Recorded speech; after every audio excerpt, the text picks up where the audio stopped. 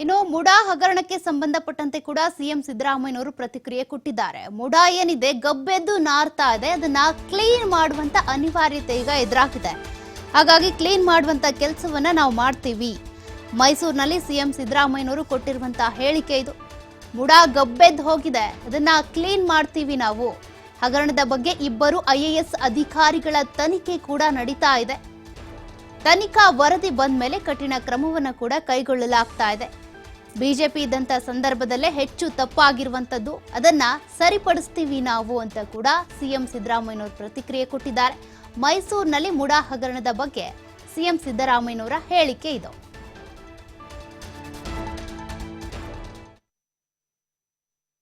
ಮೂಡ clean ಮಾಡೋದು ಒಂದು ಭಾಗ, ಅದು ಗಬ್ಬಿದ್ದೋಗಿದೆ. ನಮ್ಮ ಕಾಲದಿಂದಲ್ಲ, ಮೊದಲಿಂದ ಗಬ್ಬಿದೆ. ಹೇಗಿದೆ ಅವ್ರ ಕಾಲದಲ್ಲೂ ಗಬ್ಬಿದ್ದಿತ್ತು. ಅವ್ರ ಕಾಲದಲ್ಲಿ ಕೊಟ್ಟಿರೋ ಸೈಟ್ಗಳನ್ನ ಎಂಕ್ವೈರಿ ಮಾಡಿಸ್ತೀವಿ. ಯಾರು ನಮ್ಮ ಪ್ರಕರಣ ಅಂತಲ್ಲ, ನಮ್ದು ಸ್ಕ್ಯಾಂಡಲ್ ಅಲ್ವೇ ಇಲ್ಲ.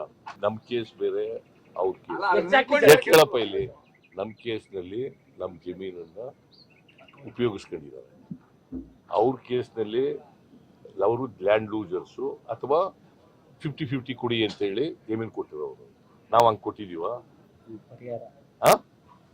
So you must understand the difference between the land illegally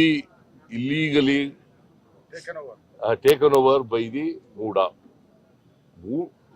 development ಅಥಾರಿಟಿಗಳಿಗೆ ಲಾಭ ಆಗ್ತದೆ ಹೊರತು ನಷ್ಟ ಆಗಲ್ಲ. ಯಾರೋ ದಳ್ಳಾಳಿಗಳು ಇರ್ತಾರಲ್ಲ, ನಿನ್ನ ಹೆಸರಿನಲ್ಲಿ ಈಗ ಜಮೀನ್ ತಗೊಬಿಟ್ಟು ಯಾವನೋ ಇನ್ನೊಬ್ಬ ಬಂದು 50-50 ಮಾಡಿಸ್ಕೊತಾನಲ್ಲ, ಅಂತ್ಯವನು ಲಾಭ ಆಗುತ್ತೆ. ಮೂಡಕ್ಕೆ ನಷ್ಟ ಆಗಲ್ಲ, ಡೆವಲಪ್ಮೆಂಟ್ ಅಥಾರಿಟಿಗಳಿಗೆ ನಷ್ಟ ಆಗಲ್ಲ. ಗೊತ್ತಾಯ್ತಾ? ಆಗದ ಯಾರಿಗೆ? ಪಾಪ ಲ್ಯಾಂಡ್ ಓನರ್ ಇದಾರೆ, ಒರಿಜಿನಲ್ ಲ್ಯಾಂಡ್ ಓನರ್ ಇದಾರ, ಅವ್ರಿಗೆ ನಷ್ಟ ಆಗುತ್ತೆ. ಎಂಕ್ವೈರಿ ಮಾಡಿಸಿ ನಿಲ್ಲಿಸ್ಲಿಕ್ಕಂತ ಕೆಲಸ ಮಾಡಿರೋರು. ಈಗ ಇವತ್ತಿನವ್ರಿಗೆ ಈಗ ಇದನ್ನ ದುರುಪಯೋಗ ಮಾಡ್ಕೊಳಕ್ ಶುರು ಮಾಡಿದ್ದಾರೆ. ಮೂಡ ಕಮಿಷನ್ ದುರುಪಯೋಗ ಮಾಡ್ಕೊತಾರೆ, ಬೇರೆ ಅಧಿಕಾರಿಗಳು ದುರುಪಯೋಗ ಮಾಡ್ಕೊತಾರೆ, ಬೇರೆ ಜನರು ಇದಕ್ಕೋಸ್ಕರ ಇರೋರು ದುರುಪಯೋಗ ಮಾಡ್ಕೊತಾರೆ. ಈ ದುರುಪಯೋಗ ತಡೆಯೋಕ್ಕೋಸ್ಕರನೇ ರಿಪೋರ್ಟ್ ತಗೊಂಡು ಸರ್ ಮಾಡ್ತೀವಿ. ಮೂಡ ಕ್ಲೀನ್ ಮಾಡೋದು ಒಂದು ಭಾಗ, ಅದು ಗಬ್ಬಿದ್ದೋಗಿದೆ. ನಮ್ಮ ಕಾಲದಿಂದಲ್ಲ,